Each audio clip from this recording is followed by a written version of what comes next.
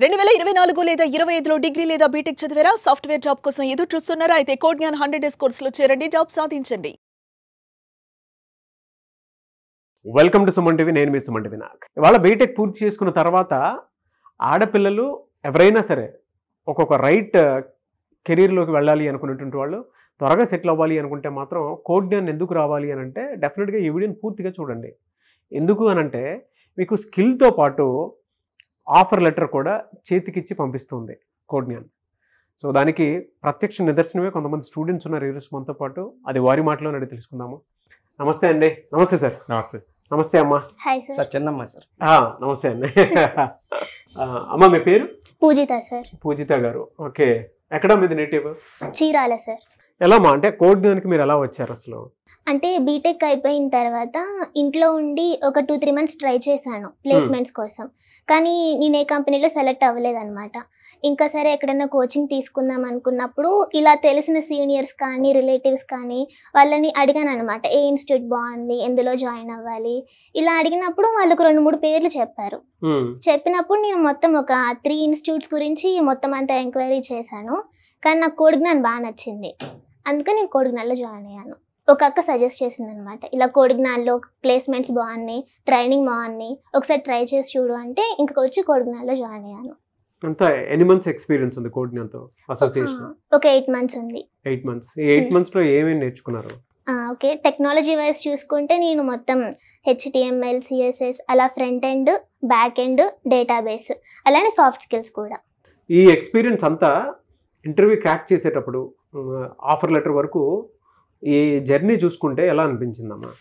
అంటే ఇప్పుడు మనం 7.2 LPA ప్యాకేజ్ అంటే వాళ్ళు ఖచ్చితంగా కొంచెం ఎక్కువ ఎక్స్పెక్ట్ చేస్తారు, సో స్కిల్ వైజ్ కానీ. సో అలా వాళ్ళు జావాలో కానీ DSAలో కానీ అలా కొంచెం డీప్గా వెళ్తూ ఉంటారనమాట. సో దాంట్లో మనకి ఇంకొంచెం ఎక్స్పీరియన్స్ రావాలి అంటే క్లాసెస్ అవన్నీ బాగా ఫాలో అవ్వాలి. సో అలా నాకు కోడ్ జ్ఞాన్లో జావా సార్ కానీ సుధీర్ సార్ ఉన్నారు, సో జావా బాగా చెప్తారు.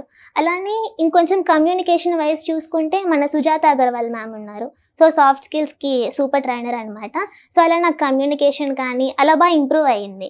ఎలా అంటే ఫస్ట్ రౌండ్, సెకండ్ రౌండ్ అలా ఉంటాయి కదా, ఆ ఎక్స్పీరియన్స్ ఎలా అనిపించింది అసలు మీకు? ఓకే, ఫస్ట్ రౌండ్ వచ్చేటప్పటికి యాప్టిట్యూడ్ పెట్టారు, అది నార్మల్. మన అరుణ్ సార్ ఉన్నారు, ఆయన బాగా చెప్పారు. తర్వాత టెక్నికల్ రౌండ్లో జావా మీద కోడింగ్ క్వశ్చన్స్ అడిగారు, అక్కడ నాకు జావా బాగా యూజ్ అయింది.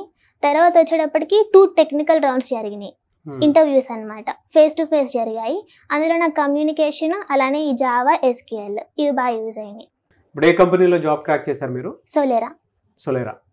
7.2 LPA salary. Yes sir. Good, congratulations. Thank you sir. ఇప్పుడు ఈ 8 మంత్స్ జర్నీ పట్టింది కదా, పేరెంట్స్కి ఏంటంటే ఒక యాంగ్జైటీ ఉంటుంది. అరే కొంచెం మనం కోర్స్ చూస్తేనేమో 3 మంత్స్ లేదంటే కొంతమంది 2 మంత్స్లోనే జాబ్ క్రాక్ చేసేటువంటి వాళ్ళు ఉన్నారు. కోడ్ కనుక హిస్టరీ ఉంది కాబట్టి డెఫినెట్గా ఎక్స్పెక్ట్ చేస్తారు.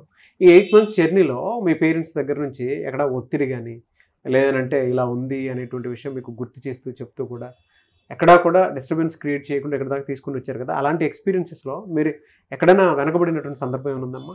వెనకబడటం అంటే ఇప్పుడు మనం కంపెనీస్కి అటెండ్ అవుతూ ఉంటాము, సో ఖచ్చితంగా ప్రతి కంపెనీలో మనకైతే రాదు. ఏదో ఒక రౌండ్లో మనం ఖచ్చితంగా ఎక్కడో చోట ఫెయిల్ అయిపోతూ ఉంటాం.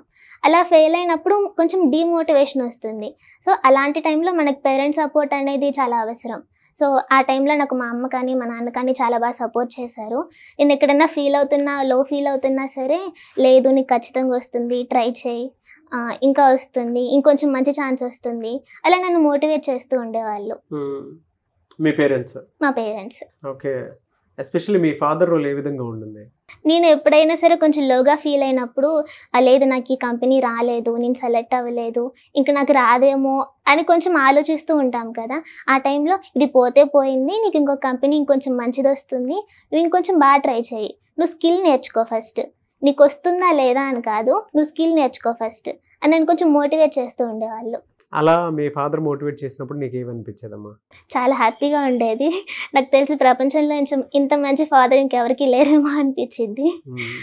మీ ఫాదర్ ఎక్స్పీరియన్స్ ఏంటో కనుక్కుందాము. 2 ఆడపిల్లలు పెంచారు సార్.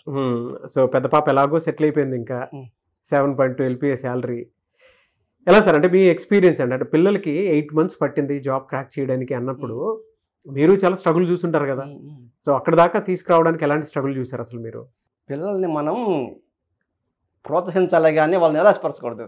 నాకు ఇంటి దగ్గర ఎన్ని సమస్యలు ఉన్నా, ఎన్ని అప్పులేని సమస్యలు ఉన్నా సరే, అమ్మ నువ్వు స్కిల్ బాగా టెక్నాలజీ బాగా నేర్చుకో.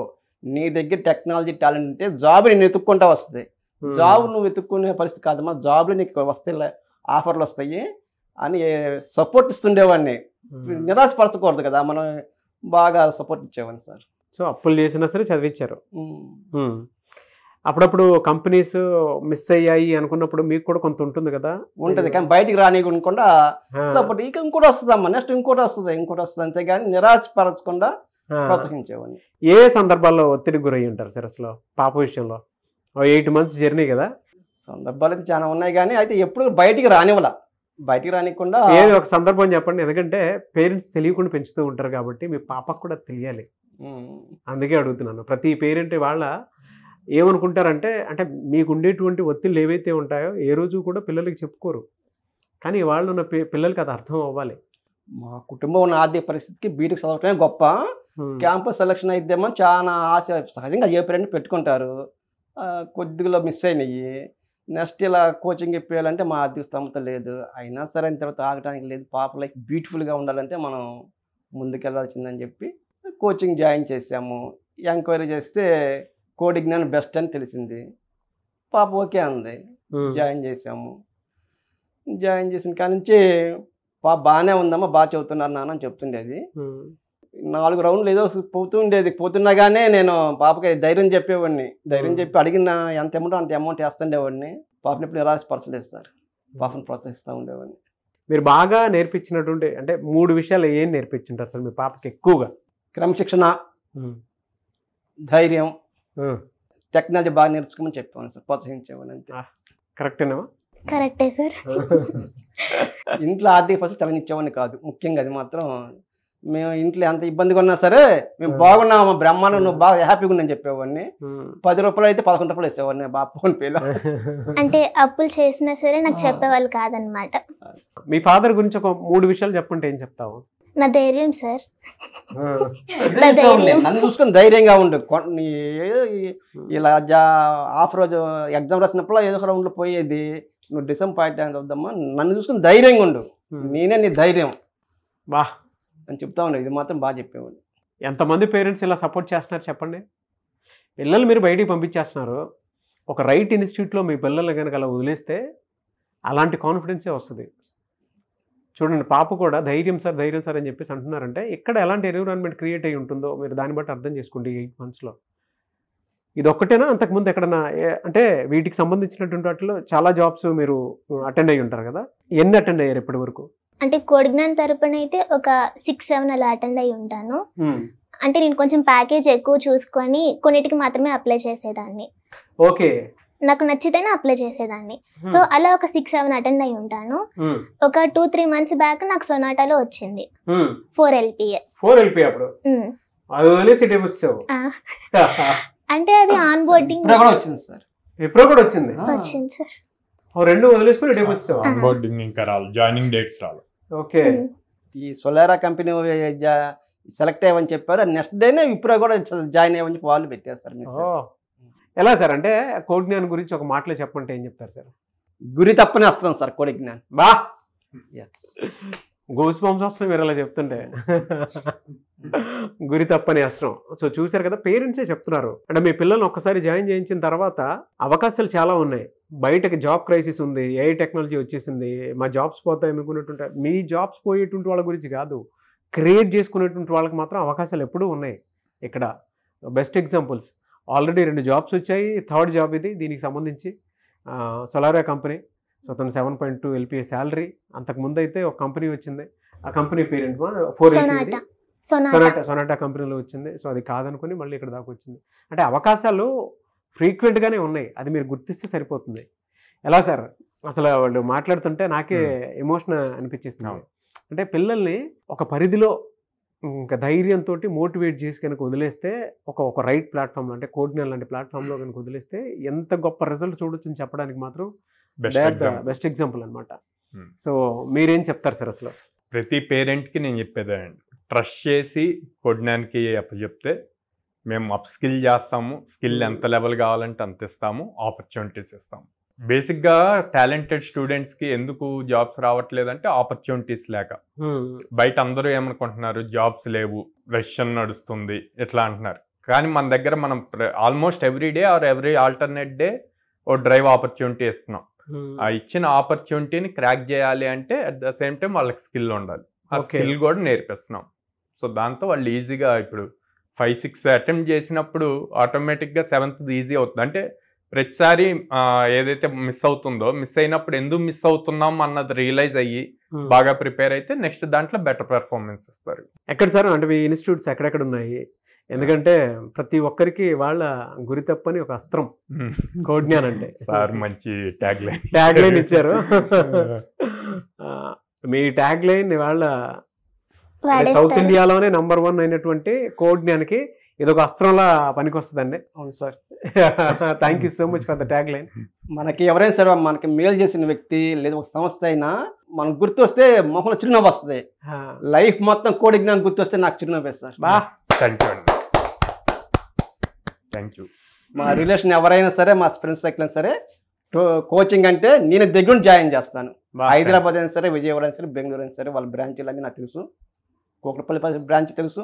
స్టార్టింగ్ ఆడికి వెళ్ళాము, అక్కడి నుంచి అమీర్పేట నెక్స్ట్ బ్రాంచ్కి అక్కడ జాయిన్ కొత్త బ్యాచ్ బిగిన్ అవుతుంటే మా సర్కిల్ కానీ మా రిలేషన్ కానీ ఎవరైనా సరే జాయిన్ అవుతామంటే కోడ్జ్ఞాన్ నేను దగ్గర జాయిన్ చేస్తాను. కానీ చాలా మంది పేరెంట్స్ ధైర్యం ఇచ్చారు. థ్యాంక్ యూ సో మచ్ అండి వన్స్ అగైన్. ఎలా సార్ అప్రోచ్ అవ్వాలంటే ప్రాసెస్? స్క్రీన్ మీద కనిపిస్తున్న నెంబర్స్ కాల్ చేయొచ్చు అండి, ఆర్ డైరెక్ట్గా నేను పేరెంట్ అండ్ చైల్డ్ ఇద్దరు విజిట్ చేసి వాళ్ళకున్న డౌట్స్ కౌన్సిలర్స్తో మాట్లాడి తర్వాత అక్కడ ప్రజెంట్ చదువుతున్న స్టూడెంట్స్తో కూడా మాట్లాడి అప్పుడు డెసిషన్ తీసుకోమంటాను. సో మనకి విజయవాడ మొగలరాజపురంలో ఉంది, హైదరాబాద్ JNTU మెట్రో స్టేషన్ దగ్గర ఉంది, Ameerpet Chennai shopping mall opposite ఉంది, and then Bengaluru BTM layout 2nd phase లో ఉంది. 3 ప్లేసెస్లో ఉన్నాయి. అవును. Anyways congratulations. పేరెంట్ కిడ్ ఇద్దరు వచ్చి మాట్లాడటం అనేది చాలా పెద్ద విషయం. అండ్ కంగ్రాచులేషన్స్ మా. Thank you sir. 2 కంపెనీస్లో ప్లేసెస్ అయిన తర్వాత మళ్ళీ ఒక కొత్త కంపెనీలో అంటే మంచి ప్యాకేజ్ ఇచ్చేటువంటి కంపెనీలో వెళ్దాం అనుకునేటువంటి ఆలోచనతో ఉంటాం. అది కూడా రెగ్యులర్ మోటివ్తో ఉంటాం అనేది కూడా గ్రేట్ థింగ్. దాని వెనక ఒక సపోర్ట్ ఉంది అని అంటే అది మీ ఫాదర్.